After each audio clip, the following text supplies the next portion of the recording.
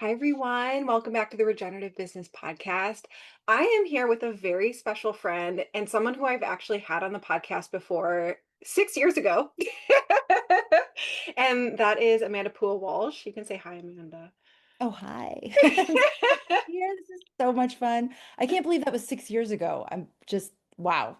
I Yeah. know, and I really should have listened to the episode before we came on because I think I told more of our background. Amanda's the reason I'm on Maui. Everyone asked me how I got to Maui, and I was like, a friend had an open room and invited me to come stay. And this Oh is my God. my friend. I was literally having daydreams about that time when you were living with Oh. us and helping. I was like, oh, that was the best. Oh my God. I loved it so much.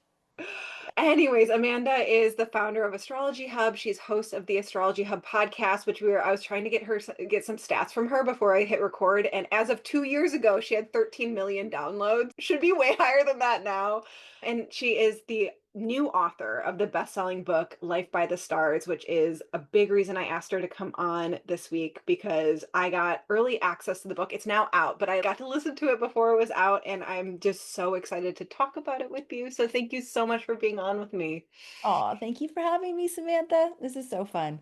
And I honestly want to go in so many different directions with Amanda today for you guys. And I was like trying to come up with this full plan, but we'll see where the conversation goes. I want to talk about your process of writing your book, which is half like 75% memoir, and having such a successful business and then revealing more of the dark side of your story and dark nights of the soul that came through while being already so visible, and like how that process has been. We're going to talk about hopefully visibility blocks and money blocks and connecting that in with astrology, and maybe we'll do some touches on podcasting because 13 million 2 years ago downloads is so friggin' cool and impressive, and I know a lot of people listening are podcasters themselves and would love to pick your brain. Sounds like a great plan. Let's do it. Okay, I think we talked about this on the first episode, but I used to work with Astrology Hub. It was how I learned about online launching. It was so much into the beginnings of my marketing journey. And so I was a right-hand woman for Amanda for multiple years. And I remember while I was still with Astrology Hub, you were talking about writing this book. Oh my God, you're right. Yeah, almost 10 years ago. And now Yes. it's coming out. I want to hear the full story. Oh my God, you guys. How many of you have that though? There's like a Yeah, book that you want to yeah. write. So this, God, Samantha, when was that? 18 maybe? 2018? Okay. Maybe even 16. Oh my gosh. So I have been wanting to write a book forever. And it wasn't until 3 years ago, which that's when I started really writing, Mm, that I got so tired of hearing myself talk about it. I was wow. just like, oh my God, I've been saying this for years Yeah. and I'm tired of that. And I really just need to write it. Yeah. Okay. But, and of course, I used an astrological transit to time when Yeah. I actually wrote that. And I'll get to that in a sec. But I thought that my first book was going to be the first attempt I made was what I do on the podcast, Yeah. which was weaving together the gems and the treasures that I have had the honor of experiencing through interviewing all the astrologers I've interviewed over the last over 10 years. So Mhm. I thought that I would be kind of weaving it together, very similar role to what I do on the podcast as the host. So it was 2019 and I went all in on this idea and I joined a writing group and I got a coach and we were working on our manuscripts and I got Scrivener and this Yeah. I was and Wednesdays was my writing day. And I was like, okay, I'm going to dedicate Wednesdays. And I had two small girls at the time. So it was like the one day I could carve out. Plus, it's Mercury's day, Wednesday. So I was Yeah. like, that's a good day to write, right? I'm making progress on this. It's going well, I think. And then 2020 happens. Oh my gosh. And the world gets locked down. And my girls can't go to school. And they're sitting in my living room. And we're doing Zoom classes. And I'm like, oh my God, there goes the freaking book. There goes Wednesday. There goes any spaciousness I had in my life. And of course, it became totally full on at Astrology Hub too, because when there's crisis, people look to the stars for guidance. And so Yeah. I knew we had a big role to play to help people through that period of time. So I was like, okay, I'm going to put the book on the shelf and we'll just see when it comes back. So In 2022, I invested in Gabby Bernstein's best-selling best-selling masterclass, where Mm. she teaches you how to. I remember getting ads for those, so I know exactly what you're talking about. Yeah. So it teaches you how to write the book, how to come up with your ideas, how to market the book, everything. So I was taking that class in 2022, but still didn't have the momentum. I didn't have it. Okay, so then I got invited to do a talk at the Consciousness Expo in LA. And so I put together this whole talk, which included elements of my story, right? You kind of start with your backstory and then gave tips for like how to actually start working with astrology. And plus, I had been facilitating this thing for our community. And I was like, oh, I could take all the transcripts from that, and I Mhm. can take the transcript from this talk. And I think I almost have a book halfway written. This was the carrot dangled. This is how things work for It's me. gonna be so It's going to easy. be so easy. You already have half of it written. This is the little carrot. And I go, oh, yay, there's a carrot. I could do this. So it's Jupiter goes into Gemini in 2023, the summer, June of 2023.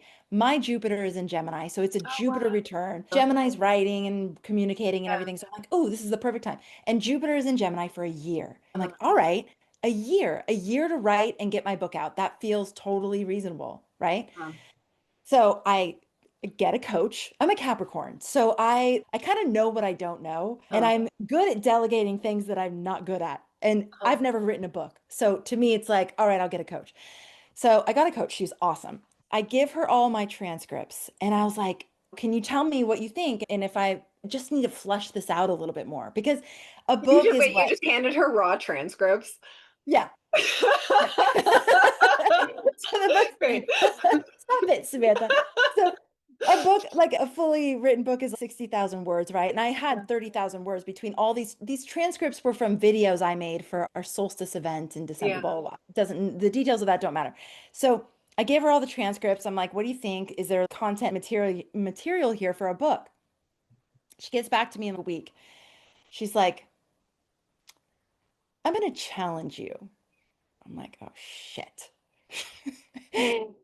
I'm going to challenge you to tell your story in a way that you have never told it before, ever. And I was like, oh my God, my heart totally sank. I was like, oh, Why did because, I hire you? No. and basically she was telling me I was starting at zero. Yeah. Zero, and giving me a challenge that as a business owner, you kind of have your backstory down, Yeah. right? You have a way that you talk about the founding story, the what led you to create the business you have and all that. So I had it down. I Yeah. knew how to do that. But this was just like this, oh God, like I'm back at ground zero. So I walk with this. I contemplate this.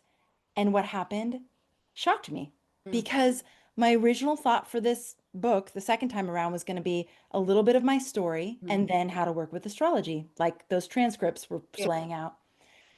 But what happened is once I started trying to write my story in a way I'd never written it before, it came through so different. Yeah. Full scenes came into my awareness. I could remember in vivid color all these conversations. So I started writing. It became a book that reads like fiction Yeah. because dialogue came in and I moved from Manhattan to Hawaii. I wanted you to feel that. I wanted Yeah. the audience to feel what that felt like to land on the big island, to be in this mysterious Jurassic Park type place in Mm. the middle of nowhere, knowing no one, having no clue what I was going to do with my life. But you know what I'm saying? So I wanted it to come alive. It wanted to come alive. Yeah. That is what changed is it. And I didn't, Samantha, I can barely remember what I had for breakfast today, Yeah. let alone what I was wearing when I went to my first astrology reading Yeah. or what the person said to me when I was going through my divorce or whatever it is. But it all came back. It's like we have these records. We Yeah. do. We Yeah. have records and we can access them. Mm. And so it really just required me opening up to that. And then that whole summer, so I'd go on walks a lot. I love walking. And I'd be on a walk, it'd be like, tell this story, tell this story, tell this story, things I had totally forgotten even happened. And Mm. it all just came through. But the weird thing Wow. is, it came through backwards. Really? Yes. So it started from basically now and chronologically went backwards. The hardest part to write was the very beginning. Yeah. And I was grateful that it like I got to start with what was easier and Yeah. then get to When the things are harder. good. Yeah, exactly. Oh yeah, that part was really the total breakdown moment that Samantha witnessed literally firsthand was also very challenging to write because I had an early reader. And like the low point in the story is absolutely when I went through my divorce. I have two, they were little 2 and 5 at the time. Yeah. So we were going to be splitting time 50-50. So I was now going to become a part-time mom, and that had never been part of my plan. And I was in financial ruins. Literally, it was this perfect storm. Not only that, but I was in an existential crisis Yeah. because the whole reason I took this journey in the first place was to answer these deep questions, which was, do we have to sacrifice soul in order to survive? Yeah. Can we follow the path of the heart and take care of our families and our earthly needs, or Yeah. is it one or the other? And what does that look like? And is it possible? And so there was a moment in my story and in my life where it looked like I had just epically failed that experiment and that I was going to have to go back to something that felt soulless and misaligned, but it'll pay the bills, so I'll just do it. You know what I'm saying? So that deep, dark nights, not night, nights of the soul, many nights, years, it wasn't hitting. That my early reader was like, I didn't really connect the divorce. I didn't really connect with that part. And I was like, really? Wow. Okay, I need to go back to the drawing board on that because Wow. that's literally my rock bottom moment. And so Yeah. for her to not feel it, I was like, oof, okay, miss. So I went back and I found journals Oh, that wow. I wrote because when I was going through that period of time, I came across this book called Spiritual Divorce by Debbie Ford. Yeah. You mentioned Remember? it. I remember it because you mentioned it in the book, but I think I actually remember it from your house. Probably. It became like a Bible for me at that time. Uh-huh. It had a bunch of practices in it. Yeah.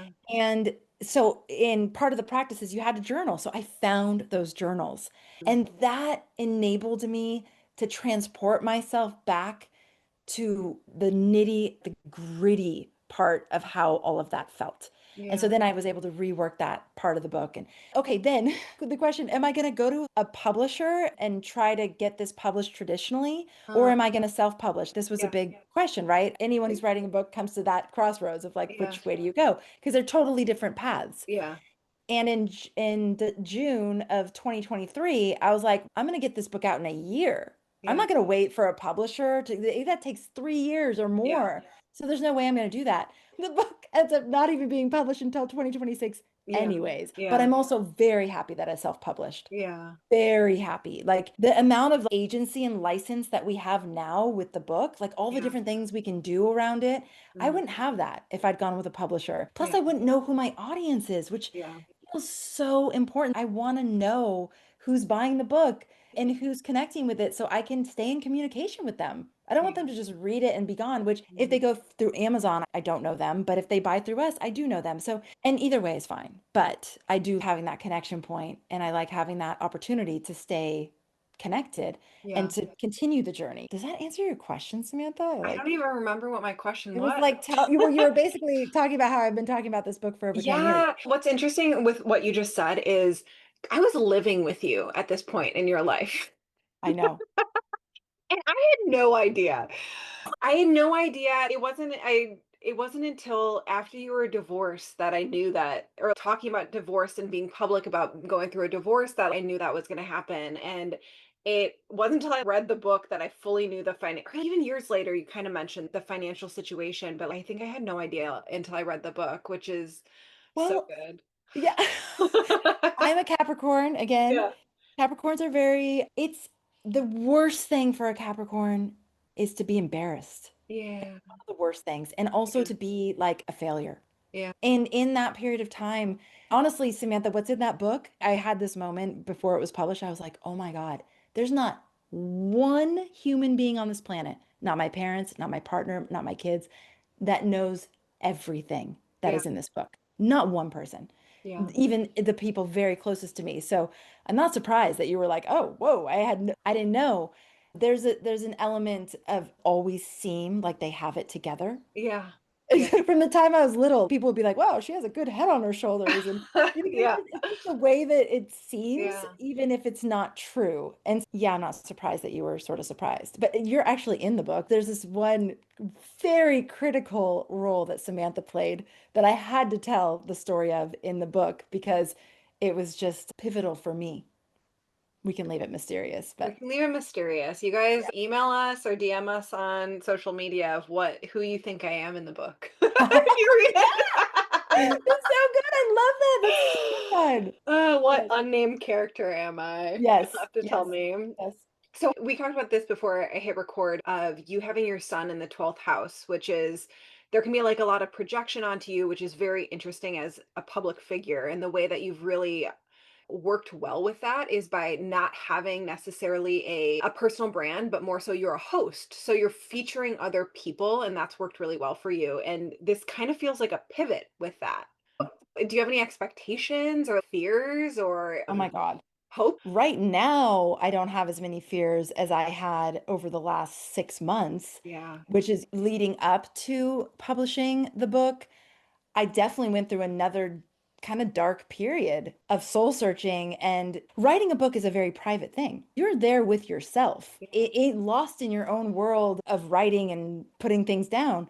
And so there's a pivot point where it's like, oh my God, people might actually read this. Yeah. And how do I feel about that? It goes from getting the book done and edited and right Mhm. to, oh, they might actually read this. Mhm. And that was months of like, how do I feel about that? And at one point, I made a list of all the potentially controversial topics that I bring up in the book, and I came up with 21. And I was like, oh my God. Why do I need to do this? Can I just not do this? Do I have to do this? But Well, it from was a just soul so level yeah. perspective, I had to. It was Uh-huh. like this thing had been, this thing had been haunting me for years. Like, and literally the only instruction that I felt was entirely clear from my guidance was just get it done and Yeah. get it out there. Yeah. You don't think about anything else beyond that. Just do it. And Oh, it's okay, all right.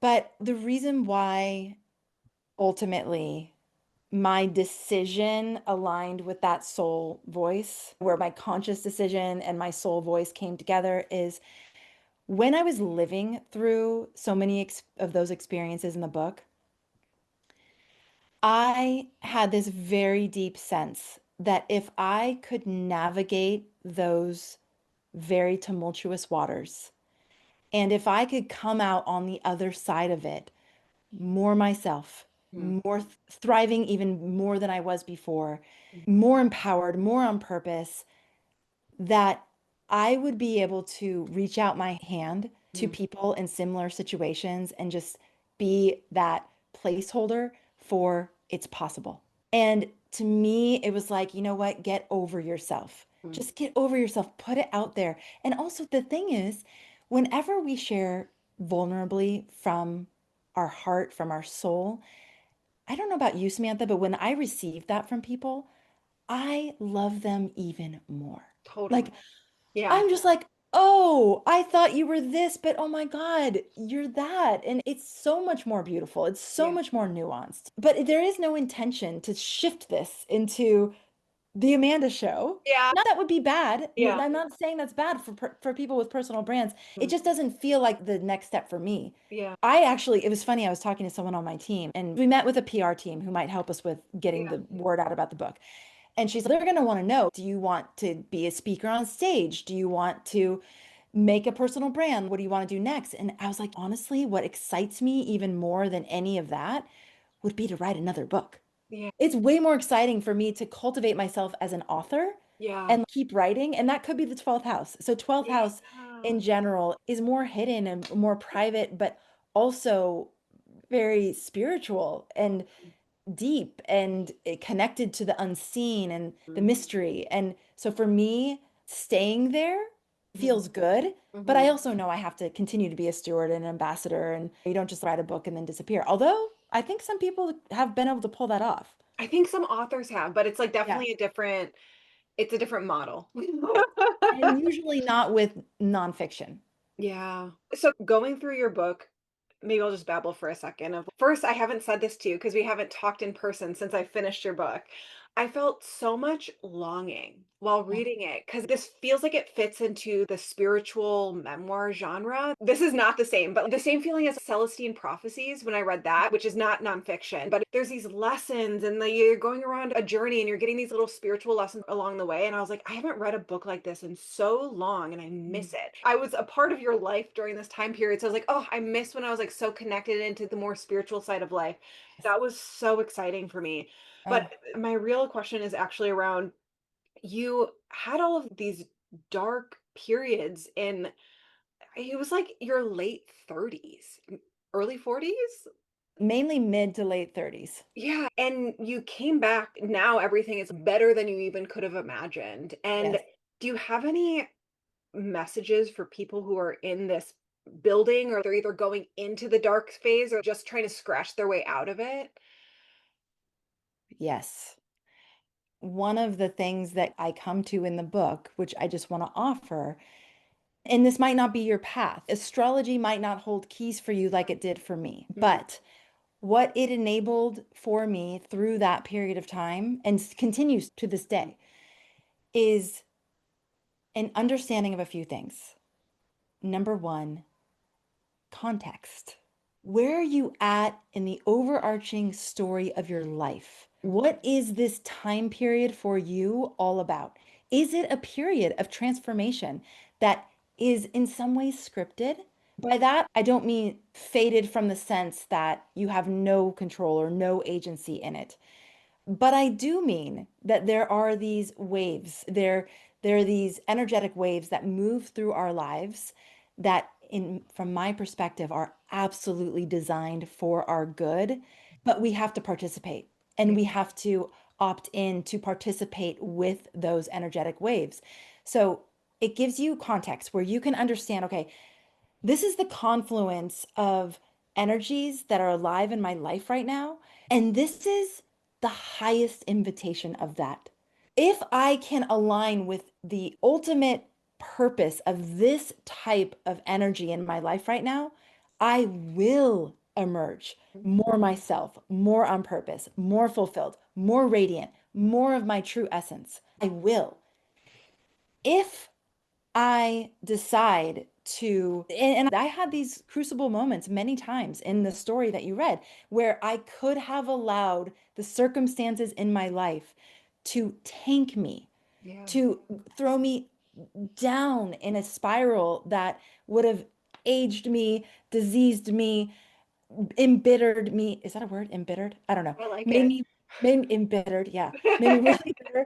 Distanced me from my daughters, distanced me from my ex-husband. All those things. I could have made those decisions, but because I knew what the astrological confluence was asking of me, Yeah. inviting me into, I Mhm. was able to make a very conscious choice. It wasn't always easy. I Yeah. didn't always get it right, but it was there in my mind of, okay, if I, for example, can move through this period of time without projecting my fears of what this divorce means onto my children, because they came wired very different than me. Yeah. I did come wired to experience the white picket fence, which I did. My Mhm. parents are still happily married 55 years later.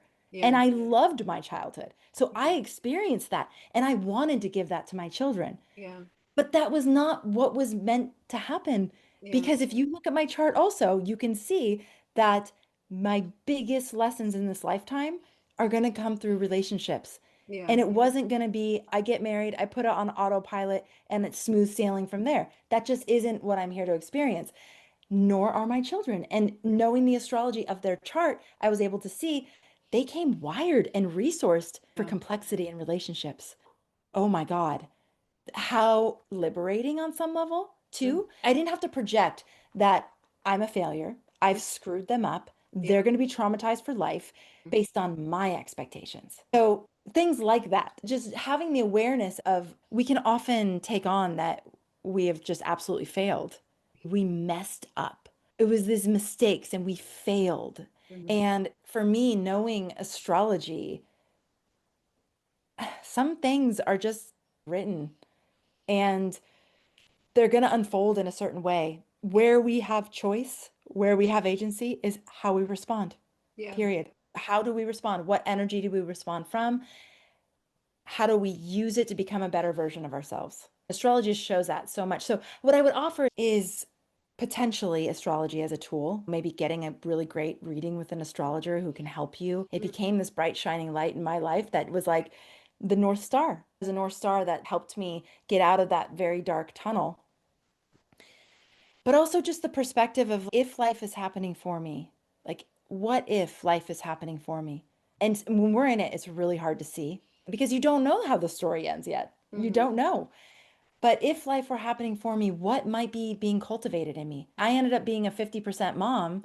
And one of the realizations I had is that I became a much better mom, way better than when I was a 24/7 mom.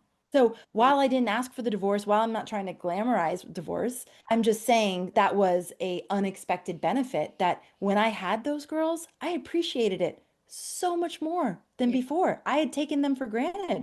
I Mhm. had put them on autopilot. So having the experience of, oh, wow, like this isn't a given that I just get to be in their life all the time. It can be taken away. Mm. So I better appreciate it. I Yeah. better honor it. I better use the time that I have to the best of my ability to be a great mom for these girls. And I absolutely know that has been the case in Mm. time, that it was a better arrangement for me, but I didn't know that at the time and I fought it tooth and nail. So I know that you wouldn't want to change your story at all, but let's say there was a time machine and you had the resources of astrology and connecting deeper with your soul purpose from the time you were a kid or a teenager or in your 20s. Do you think you could have softened the dark nights or the transformation if you were equipped with the tools ahead of time? Does A that question make hundred sense? Yeah. percent. Yeah. Oh my God. Yes. And you can see that as people travel through their life. So if so we have a Saturn return from 28 to 30, right? But Mhm. then we have another Saturn return and maybe even another Saturn return. Mhm. And what astrologers say and what people also experience in their stories is that when there's more awareness Yeah. as they go into these big major life transits, it's way softer. Yeah. It's way easier to navigate. And yeah, because I wouldn't have taken on the expectations of the world. Yeah. I wouldn't have done what I thought I was supposed to do because that's what you're supposed to do. I would have done what I was feeling called to do from much earlier. I don't know if that path would have been any easier. I don't know. But I like to think that I wouldn't have had to have such a fall from grace. Because I Yeah. really did build a whole entire identity, financial empire, all my relationships, they were coming from a place that wasn't entirely true. And so that all had to really peel away to reveal an essence that feels more me. Mhm. So if you're living more you all along, you don't have to have that huge peeling away. I do think that we end up working through lineage, karma, and oh, it's not like you do that and life is going to be just a walk in the park. Mhm. But I do think that it would be different kinds of challenges. Yeah. So, a super relatable pattern that you kept coming back to in your book was the fact that Natasha, the astrologer who was sharing astrology tidbits in the book, kept on pointing you to this is a time period where you're supposed to be focusing on relationship, and you were like unwilling. You're like, nope, I need money. I'm going to focus on my career and money. And it felt so relatable Yeah. as Yeah. like a business owner. Yes. So what Samantha's explaining is that there was a period of time where everything was converging, right? We were in a big financial crisis. My relationship had tons of cracks in the foundation, and we were just feeling more and more separate and way less intimate and connected and on the same page, lots of tension, basically on autopilot, just trying to survive raising two little kids on an island by ourselves, except for when Samantha came to live with us and I had a honeymoon with Samantha. But basically, what I learned is that there was no energy in my career at the time. Astrologically, there was no spotlight on that area of my life in that moment. Mm. But I thought that I knew that's what we needed to be concerned about. And Yeah. so that's where I put all my energy. But the astrologer, Natasha, kept telling me, no, all the energies in your home, in your family, focus there. The other things are going to work themselves out. And I really, in retrospect, we can always see things more Yeah. clearly. I think there's a possibility that that would have worked. Now, Mm. would we still be married? I think probably not, but I think we probably would have been not married without as much drama and without as much pain. It would have been just uncoupling instead of an Yes, yes. explosion. Exactly, Samantha said. So now I pay attention to stuff like that. Even if that is a really clear indicator in my chart, here's where the energy is, here's where your focus needs to be, I listen. I Yeah. don't think I know better. I don't think I'm perfect with that, but I'm much better. Just Hmm. having learned the hard way. It's, oh, okay. That signal was strong. I just chose to ignore it. Yeah. Yeah. Oh, so with that, I know that you guys have courses on Astrology Hub on astrology and money blocks. And I'm like, could there have been anything that you focused on before that period that would have made that whole thing smoother? Oh my God, such a great question, Samantha, because so we have this amazing financial astrologer at Astrology Hub. Her name's Georgia Stathis. Freaking love her. She taught a class for us on identifying like where your money blocks are And and that's how in you your can, natal chart? yeah. And literally she said one line, I think on one of our podcasts or in the course, but about Aquarius rising. And I'm an Okay. Aquarius rising. She was like, you can't budget. You literally are incapable of it. Oh gosh. You will need someone to do that for you. Oh, I'm telling you guys, I learned this with 3 years ago. And I wow. went, oh my God, that makes so, first of all, budgeting, I have never been able to We've do. talked about this. I remember talking with you about this. And I would like feel so bad about myself. Like, why can't Mhm. I do this? It shouldn't be Yeah. that hard. So when she just said that so blatantly and clearly, I Mhm. went, okay, I'm off the hook. First of all, I don't need to try and figure out how to do this myself, but I need to get someone Who who did you does. hire? Oh God. So that was a journey. I bet you all have these experiences in running a business. The financial piece, usually for visionaries and founders, isn't your favorite thing, right? So I outsourced to an accounting company. They were great, but then they sold to this big accounting firm who it was horrible. We were like lost in this sea of Yeah. companies. And so then finally I hired a coach again Classic. who was like, you need someone in-house. What do Yeah. you think? Your company's big enough. You need an in-house person that is very intimate with your books and knows what you guys are. So, anyways, I hired Julie, who is literally an accountant. She was a financial CFO. She's been a controller. But she just wanted a side job. I'm like, Yeah. holy, Perfect. yeah, like she has, and she has changed my business. Oh my God. Literally, when we make financial decisions now, I own the company 100%, but Yeah. I outsource those decisions to her because I'm good at creating, but then I know that there's leaks in the boat in Yeah. terms of my spending and stuff because Yeah. I don't have a good concept of what's what. Yeah. So Julie gets to handle all those decisions. I And love that. so Okay, when we, so going back to the money blocks. So I feel like we can't go into this for a bunch of different types of people, but I'm curious what people could be thinking about around that. I want to say we did a podcast on it. So if Okay. you went to the Astrology Hub podcast on YouTube or where you listen to podcasts and Uh-huh. you put in Georgia Stathis money, you're going to find one. We talk I'll about look it. for it and I'll put it Yeah. in the show notes. And then if Okay, you can good. put the mastery class in the show notes, it's a really good, accessible teacher.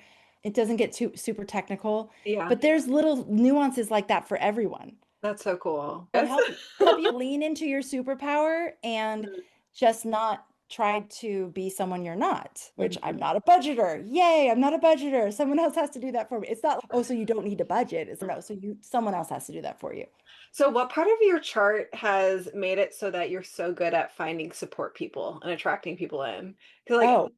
I've seen that in real life, but I felt like that was a thing that popped up the entire time throughout the book of like support person just popping up all Well, over the place. okay. Number one, I think when we're aligned on our path and Mhm, we're like saying yes to life and we're saying yes to those inner nudges, I do think support shows up. mhm, Not always immediately, not always obviously. mhm. So once I made that decision to blow up my life in Manhattan,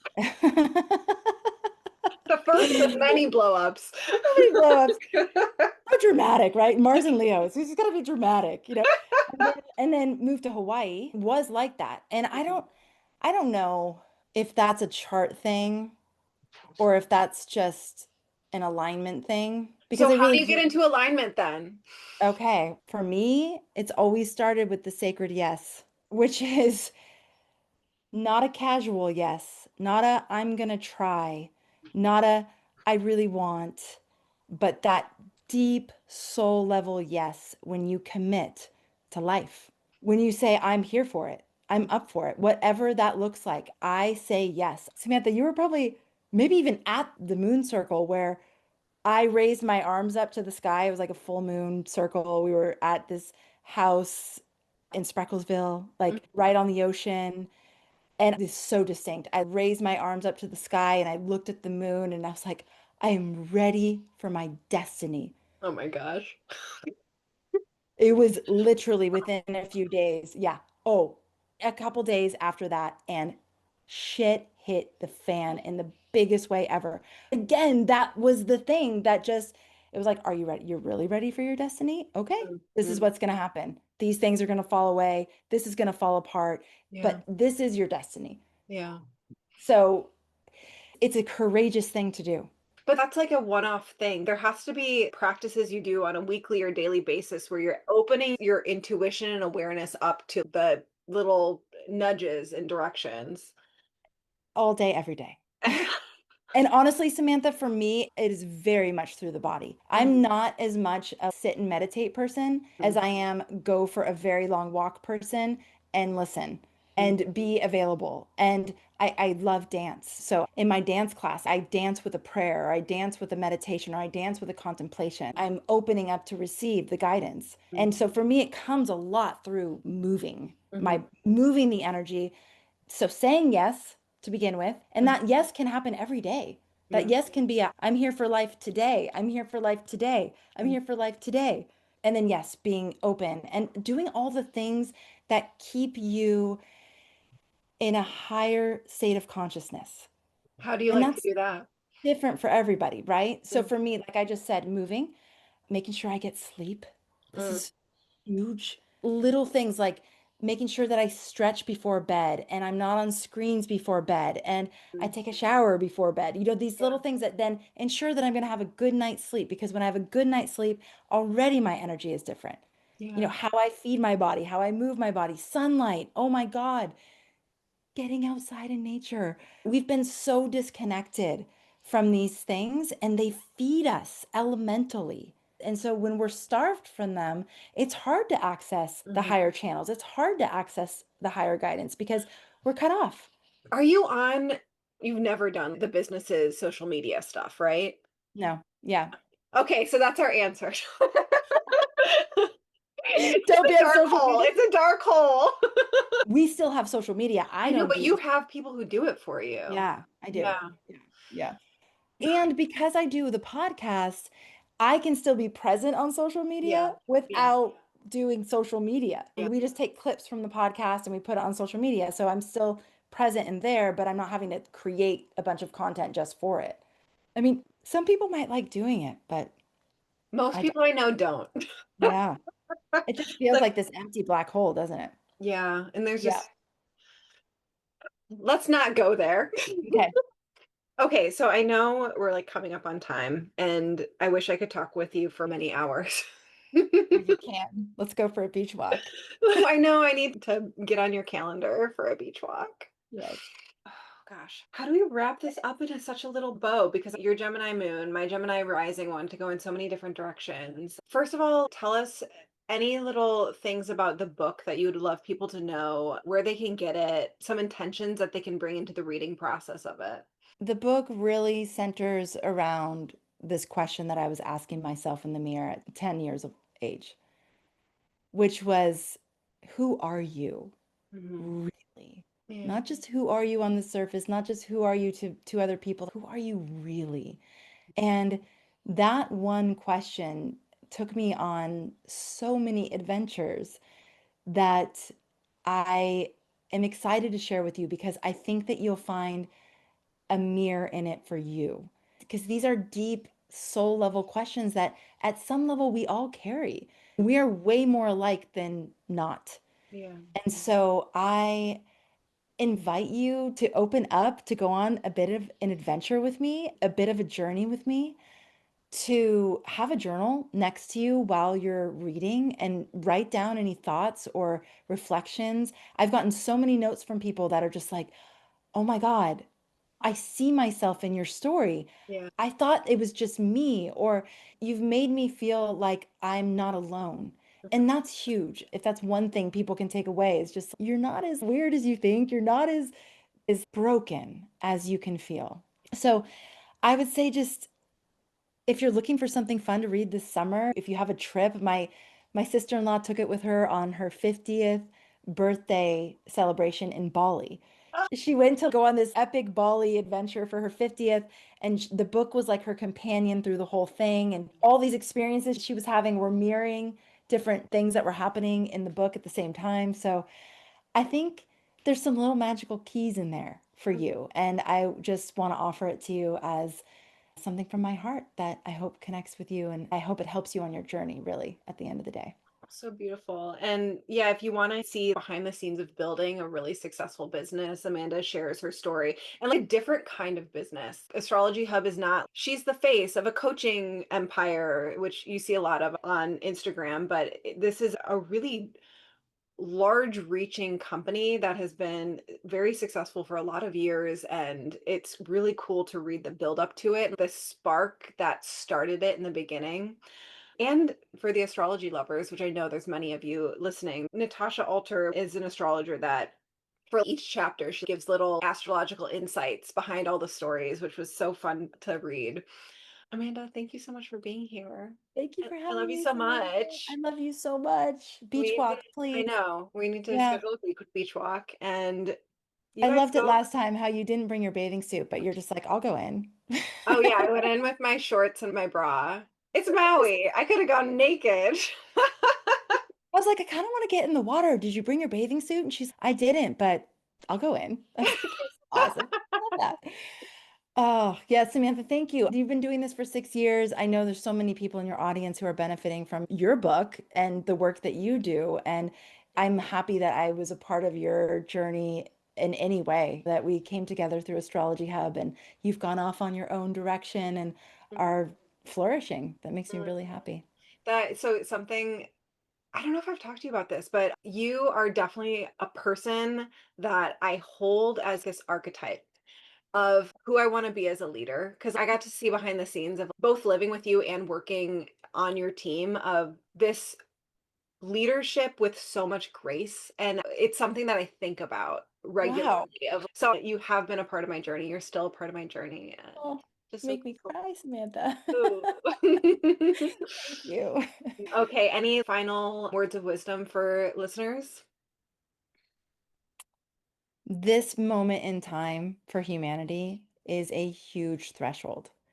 Each one of us in our lives are making decisions and having opportunities to really create entirely new chapters of our life, to really stand on a very different foundation from which we're creating than we were before. There's so much new energy in the skies, which really is just within us. And so if you can adapt that kind of playful, curious, what's next for me? I'm open to it. I know it's going to lead into some incredible places that you can't even imagine right now. So Mhm. just staying open, staying curious, staying playful as much as possible, and just saying yes to life. Give the sacred yes. Yes.